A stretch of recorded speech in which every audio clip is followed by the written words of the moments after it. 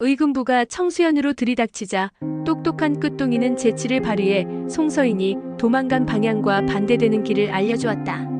한편 좌수 부인은 가짜 성윤겸에 대한 이야기를 퍼뜨려 청수연 사람들이 술렁이게 만들었고 마을을 구했던 두 사람의 편을 들기로 결심한다. 하지만 도망치던 송서인은 갑자기 방향을 바꿔 한양으로 향한다. 그는 평생의 벗이자 몸종인 만석에게 가진 돈을 건네며 도망치라고 권유하지만 만석은 쉽게 떠나지 못한다. 결국 의금부의 군졸들에게 두 사람 모두 붙잡히고 자수를 결심했던 송서인은 강제로 압송당하게 된다. 동시에 옥태영도 의금부로 끌려가 신문을 받게 되는데 예상치 못한 새로운 증거가 등장한다. 처음 등장했던 장면이 다시 떠오르며 괴질에 걸려 몰락 위기에 처했던 이충일 대감은 박준기의 계략을 누구보다 잘 알고 있었다. 그는 박준기가 금광 사건에서 성현감의 주의를 돌리기 위해 역적 사건을 꾸몄다고 생각한다. 한편 의금부에서 신문받는 구덕이는 끝까지 자신이 옥태영이 아니라고 부인하지만 결정적인 증거가 부족해 결국 풀려날 가능성이 생긴다. 그러나 송서인은 자신이 성윤겸이 아닌 송서인임을 자백하며 옥태영을 사랑한 나머지 성윤겸인 척했다고 인정해버린다. 한양에서는 괴질 환자들이 도성 밖으로 격리되었고 박준기는 이를 이용해 이익을 챙기려 한다. 그는 목표를 이뤘으니 옥태영을 더 괴롭힐 필요가 없다고 생각하지만 소혜는 왜 구더기를 풀어주었는지 따지며 직접 잡아오겠다고 나선다. 한밤중 새로운 증인이 등장하며 송서인과 옥태영의 주장에 의문이 제기된다. 바로 송서인의 책을 훔쳐 공연을 벌였던 사기꾼이 증언자로 나선 것이다.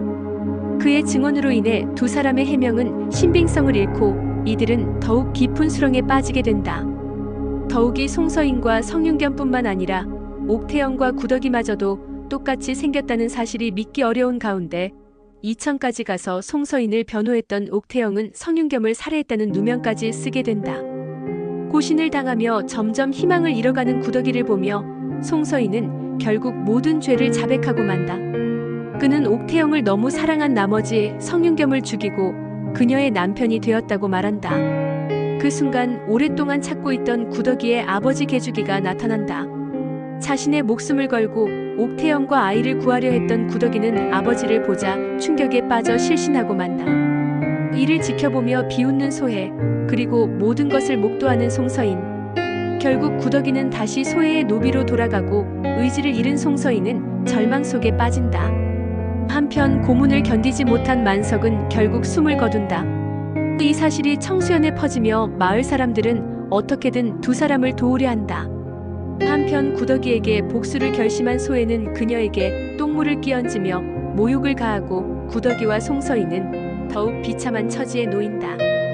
하지만 진실을 밝히기 위해 구덕이는 다시 일어서기로 결심한다.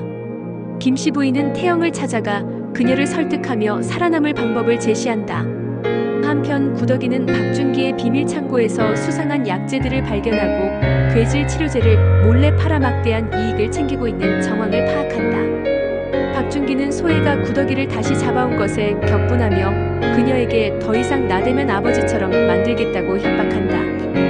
구덕이는 박준기의 악행을 밝히기 위해 스스로 괴질 환자로 위장하고 격리구역으로 향한다. 그곳에서 그는 괴질 환자들의 물건을 빼앗는 관리들의 행태를 목격하고 박준기 일당이 일부러 괴질을 퍼뜨리고 이를 이용해 돈을 벌고 있음을 깨닫는다.